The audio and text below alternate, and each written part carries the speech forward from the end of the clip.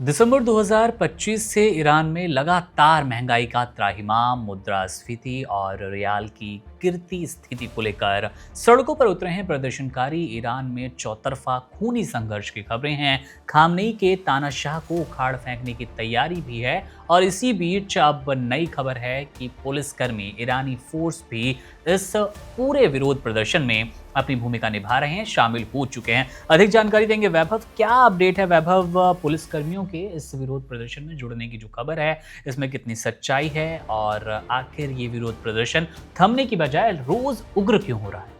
देखिए, कहा तो ये जा रहा है, दावा किया जा रहा है कि इन प्रदर्शनों के पीछे अमेरिका का बड़ा हाथ हो सकता है। अमेरिकी खुफिया एजेंसी CIA का ही किया धरा है सब ये।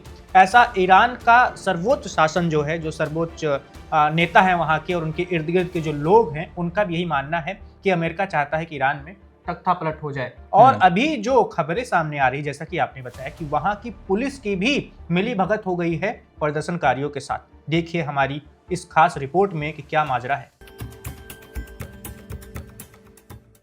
ईरानी शासन ने आज अपना पहला शहर गमवा दिया है और अब पुलिस भी विरोध प्रदर्शनों में शामिल हो गई है।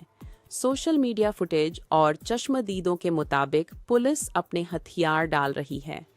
इलम में हथियार छोड़ने के बाद अधिकारियों को भीड़ के साथ जश्न मनाते देखा गया।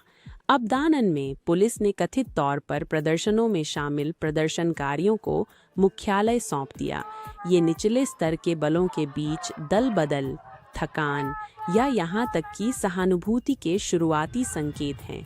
लेकिन यह ध्यान रखना जरूरी है कि ये रिपोर्टें अपुष्ट हैं और आधिकारिक ईरानी मीडिया का कहना है कि सुरक्षा बल नियंत्रण बनाए हुए हैं। इस बीच प्रदर्शनकारियों ने छोटे शहरों में बड़ी प्रगति की है। अबदानन को पहला शहर बताया जा रहा है जहां शासन ने पूरी तरह नियंत्रण खो दिया है।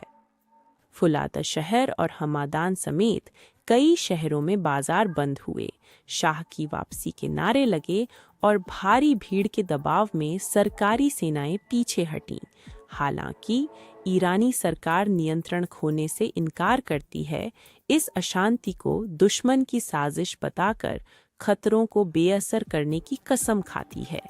ईरान दिसंबर 2025 के अंत से व्यापक सरकार विरोधी प्रदर्शनों की चपेट में है। यह अशांति तेहरान में दुकानदारों और बाजार व्यापारियों से शुरू हुई, लेकिन यह वहीं तक सीमित नहीं रही।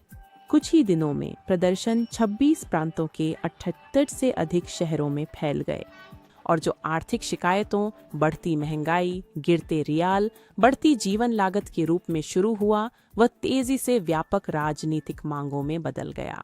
सर्वोच्च नेता अयातुल्ला अली खामेनेई के खिलाफ नारे, सत्ता परिवर्तन की मांग, सड़कों पर पूरा देश।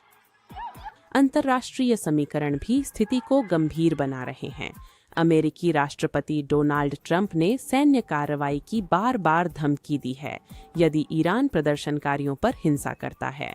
कुछ ईरानी इसे अभूतपूर्व समर्थन मानते हैं, जबकि शासन के सहयोगी इसे उकसावा समझते हैं।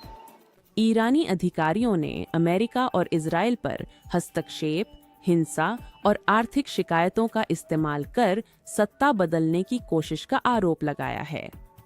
सर्वोच्च नेता खामेनेई ने 3 जनवरी को राष्ट्र को संबोधित किया। उन्होंने प्रदर्शनकारियों और दंगाइयों में फर्क बताया, दंगाइयों को विदेशी उकसावे का नतीजा बताया और कड़ी कार्रवाई का संकेत दिया।